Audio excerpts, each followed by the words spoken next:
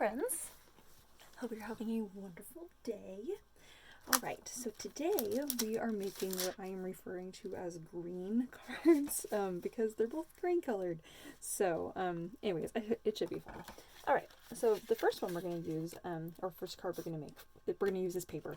I love this new green paper. It has kind of a tone on tone to it. You can kind of see there's like a little bit of a darker part to it and a little bit of a lighter part. I don't know if you guys can kind of see that there. But it's really beautiful. I love the leaf pattern there. The back side is those squares you can cut out for doing card making, or you can match on the front. So what we're going to be doing here is I'm working in a monochromatic tone. Now, for me, monochromatic means you're working in the same color, but you're just doing kind of light and dark tones to that color. And so you have the darkest, a little bit, kind of a medium, and then the lightest. And this is the pattern here. Whenever I'm doing card making, I always try to follow this kind of same kind of pattern, I guess, as that I go with a small pattern, a large pattern, and solids to break it up. And see how you have a solid in here, and then this is what I refer to as a larger pattern because it's a larger pattern than that. And so then you have your different patterns, sizes, and then you have your solid colors that kind of break it up. And from a distance, this light green right here looks light, just like a solid light green from a distance. But it's just a really beautiful paper. So we're going to go ahead and get started here. So now you can make this as complex or as basic as you would like. So I'm just going to kind of, as I walk through this here, I'm going to show you a few different ways how you can make this work for you. So you can right off the bat just put some double-sided tape on all four sides on the back, take your ribbon and just wrap it around. Okay, and that's one way to just do it right quick and easy, and then mount your butterfly right on the front of the card.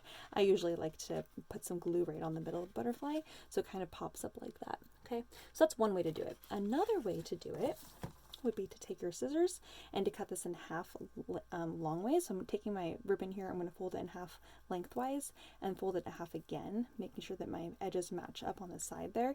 And when I do one slice like this, right in the middle there, I get two pieces that are the same width. Okay, so, and also the same length. And so these here, now another option, again, you put some double-sided tape on the back. I like to do some double-sided tape if you're wrapping your ribbon around and sticking it down because it just sticks so quickly.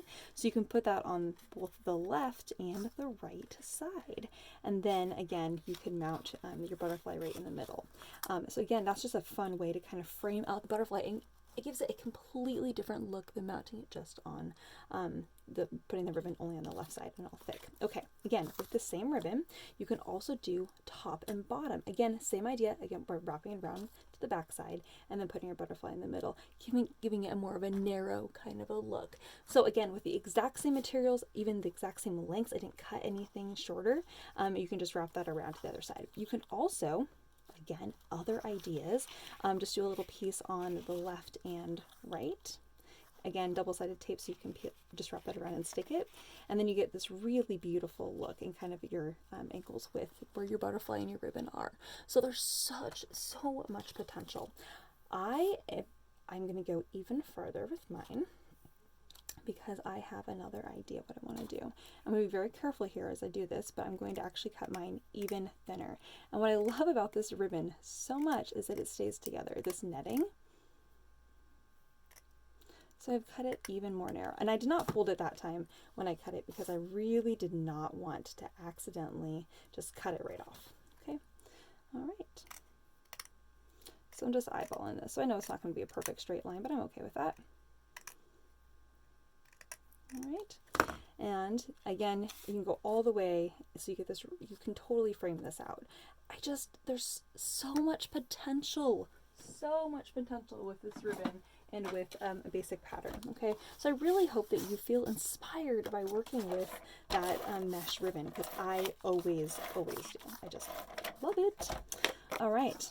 But because I want to take it even further and I have my own ideas for how I want to do this, I was going to do that, but now I'm going to do this. I'm going to do just two stripes on the left and right. I'm going to figure out where I want to put my butterflies. Probably going to go right there, and then put a couple more stripes on the far side. Again, just wrapping that around. And I purposefully made this side smaller than this side. See how there's a larger triangle here and a smaller triangle there of that lighter green paper? So I did that on purpose because when I laid down my butterfly, I realized, you know what, I really want it, I want my focal point to really be on the butterfly, and if I have to put it in the middle here, it may overlap on my pieces of mesh, so I like that it's kind of up and kind of separated away from the light green, or from the dark green. Okay.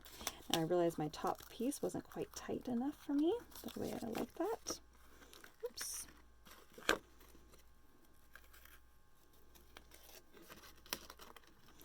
Alright, so once I'm happy with that, I think that looks good. Now I'm going to go ahead and put another line of tape on the back side here. Alright, and then we're going to go ahead and tape that down. I like that this kind of looks kind of casual, kind of rustic looking almost, you know, because it's like you have this mesh looking ribbon. I just really like how that looks. Alright, so just want to go ahead and lay that down, press that in place. And then I did not put a sentiment on these cards because I have found that some of the cards that I love, I'm like, oh, this is perfect. And then I'm like, oh, this is happy birthday. And I'm like, I really want something that says like, thinking of you, or I miss you, or something like that. So for these cards today, I did not include a sentiment on purpose, so that you can include your own sentiment, or perhaps you are really good at your own handwriting. You can write your own little word, or you can just write a really nice note inside, and maybe it doesn't need to have a sentiment. Sometimes, you know, it's not a requirement to say something. You can just send a beautiful card, and, you know, it's just a little note to someone. So I just put the glue just on the back side of the little body only, and I can pop up my butterfly wings a little bit. I really like how that has a little bit of dimension to it. It just makes me happy. You can always go in and you can color the middle of the body there with a little bit of watercolor if you would like, or with a marker. So you have lots of different options there. You can do some little dot groupings, which I like to do, where you do a big dot and a couple little small dots right next to it. If you want to just kind of add something else to it. I really like how this looks today, so I'm going to go ahead and just leave it as is. So that's the first card. Yay! Card number 1.